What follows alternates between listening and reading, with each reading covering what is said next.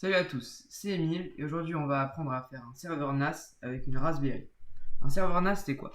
Un serveur NAS c'est un serveur où on peut stocker des fichiers et dont on peut accéder de partout dans le monde si on a internet.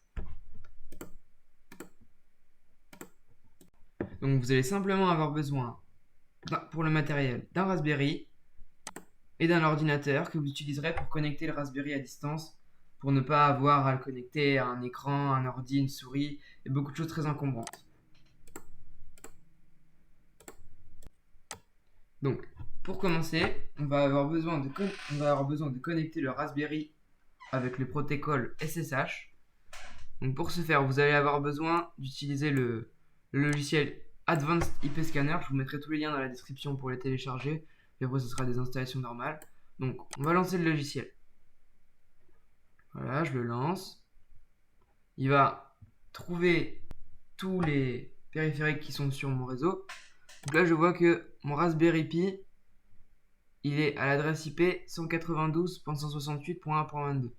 Donc je vais écrire ici 192.168.1.22. Open. Donc j'accepte. Voilà. Maintenant que vous avez réussi à faire ça, on va donc se connecter. Donc le login de base c'est Pi et le mot de passe de base c'est Raspberry. Voilà. Maintenant qu'on est connecté, comme on sait que la Raspberry va être connectée sur internet et qu'on ne veut pas qu'elle se fasse hacker ou que nos données se fassent voler, ce qui est très peu probable, on va quand même changer notre mot de passe. On écrit password. Donc là on met le mot de passe qu'on a maintenant. Donc ici on va mettre Raspberry. Voilà. Et maintenant on va mettre un nouveau password. Donc vous pouvez mettre celui que vous voulez. Voilà. Vous le remettez une deuxième fois pour vérifier. Voilà. Parfait. Donc maintenant, à partir de maintenant, vous pouvez aussi recréer des utilisateurs si vous voulez pouvoir être plusieurs utilisateurs avec votre espace personnel. Mais on ne va pas s'attarder là-dessus. Moi, dans mon tuto, je ne vais utiliser que la propre personne qui sera Pi. Voilà. Donc maintenant que vous avez fait ça, vous allez relancer IP Scanner. Vous attendez et vous allez chercher le nom de votre box. Donc si c'est une Livebox, moi c'est une Livebox, donc c'est 192.168.1.1. Une fois que j'ai ça, je vais sur mon navigateur, n'importe lequel. Moi j'utilise Firefox, mais vous pouvez en utiliser d'autres. Voilà. J'arrive ici. Et je vais copier dans ma barre de recherche, donc l'adresse IP. Donc j'y vais. Voilà. Donc ici, on va aller sur le paramètre de configuration de notre box. Donc on va mettre comme utilisateur admin et comme mot de passe les 8 premières lettres de notre mot de passe Wi-Fi. Voilà. Connexion. Arrivé ici. Moi c'est Livebox, vous ça peut être autre chose. L'interface peut être différente mais pas très différente non plus. Donc je me rends dans paramètres, réseau. Donc une fois arrivé sur votre page de configuration, vous allez dans DHCP. Donc là on va attribuer une adresse IP fixe à notre Raspberry, une adresse IP locale.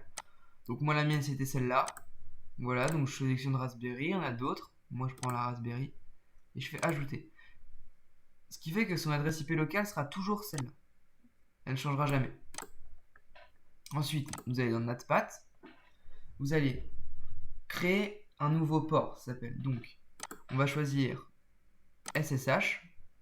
Le port, vous pouvez mettre celui que vous voulez. Moi, j'utilise le 22, c'est celui de base. Ça, ce sont des protocoles pour les données. Donc, je ne vais pas changer non plus. Et Raspberry, voilà. Je vais créer. Parfait. Donc, maintenant, je vais vous expliquer la différence entre une adresse IP publique et une adresse IP interne. Donc, l'internet est composé, voici l'internet, est composé de plein d'adresses IP externes. Voilà, des adresses IP publiques. Mais comme il y a beaucoup trop d'appareils connectés à internet, chaque réseau, par exemple le réseau de votre maison, a une adresse IP allouée. Et par exemple, le réseau de votre maison, le réseau de votre voisin, le réseau de votre autre voisin, le réseau de n'importe qui. Donc on va prendre le nôtre qui sera ici. Donc voici notre réseau qui est ici.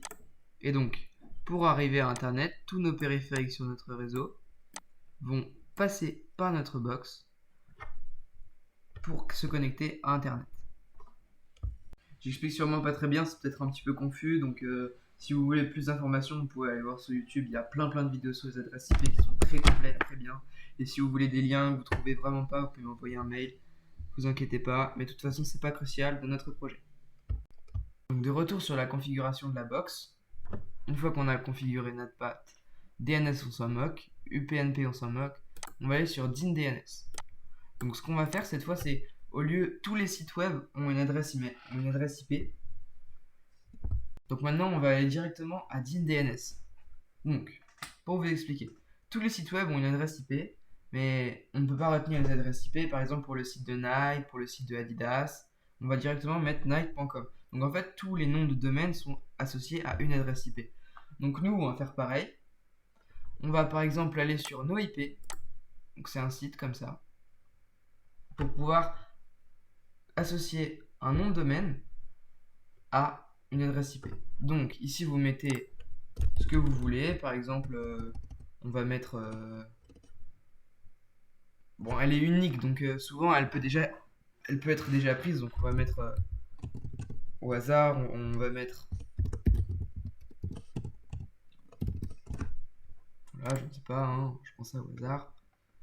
Là vous faites votre inscription et quand ceci est fait, dans cet onglet, vous prenez NoIP, parce qu'on a utilisé le site NoIP, vous rentrez l'adresse IP, donc moi c'est emile.opto.org, j'en avais déjà créé une avant, enregistrée, et voilà, ça marche.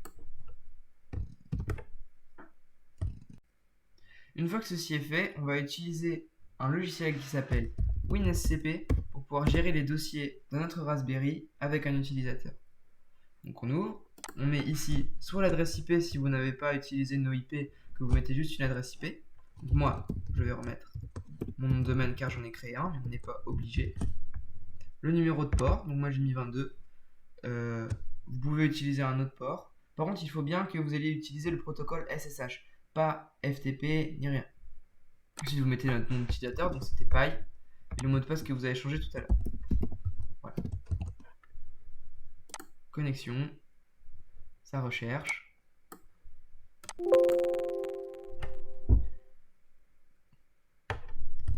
Donc voilà, donc une fois que vous êtes connecté, vous avez ici tous vos dossiers avec vos fichiers, vos images, etc. Tout ce que vous voulez stocker dans votre Raspberry à distance.